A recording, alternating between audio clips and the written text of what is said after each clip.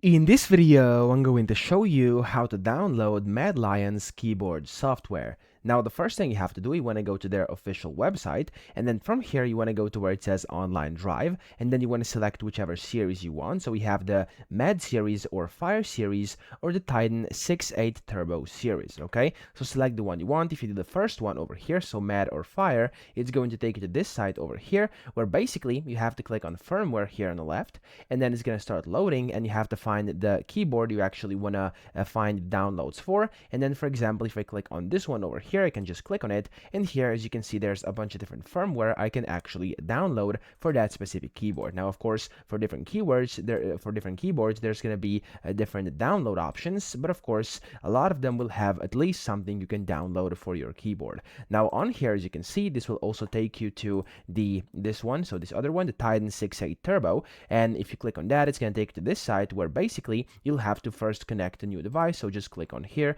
and whenever you have it connected, it's going to get recognized, and then from there you'll basically get all the options. So that's essentially how to download Madlions keyboard software. I hope this video helped you out. If it did, please subscribe to the channel and help me out as well.